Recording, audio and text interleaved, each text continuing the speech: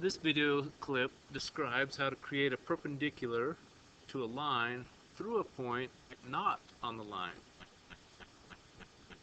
So you've already done the one where you created a perpendicular through a certain point that was on the line. Now how about a random point off the line? So we'll do that with Geogebra.org. We'll just create a random line. We'll make it a segment, and we'll just throw some point there. We want to create a line that's perpendicular to the line segment AB and goes through point C. Go ahead and pause the video, try that on your own. It's way more satisfying, it's a lot more fun if you can figure it out on your own. You can kind of look back at some of the past ones that we have done. Hopefully you saved those in your shared folder. Okay, I'll go ahead and show how I solve it. I'm going to create a circle. I will start with the center at C. So I click there and drag, and now, well, I'm going to undo that. Because that looked kind of like that D was going to be on the line. I'm just going to make it clear so that it's not on the line. Now I need to intersect those, the circle and the line. There's two places that it intersects, and those are equal distance away from a line, from a point where a line through C would hit perpendicularly. Well, we can prove that if we create circles from F to, back a little bit, F to E and E to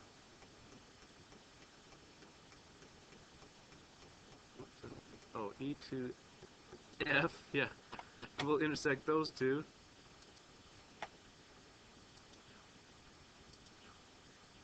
And we will, let's go ahead and create a line that continues through, so that it will go through C as well.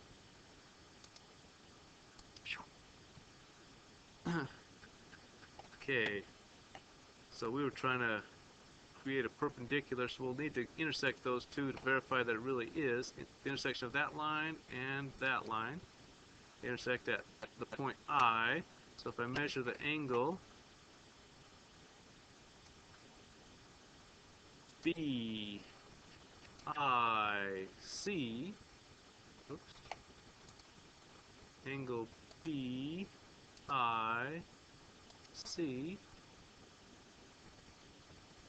it went BDC. Let's undo that.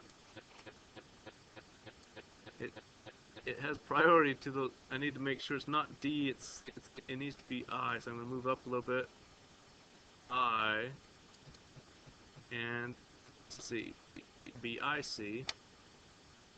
It tends to grab those blue ones quicker than it does the other ones, so you have to check and hover for a while and see which one it thinks you're hovering over. Right now it thinks I'm hovering over D, so if I move up a little bit, it says, okay, you really meant I. Great. So you can hide those. The circles that we used for construction, we don't need the, I guess we still need the line, but we don't need the points that of intersection that we used. So now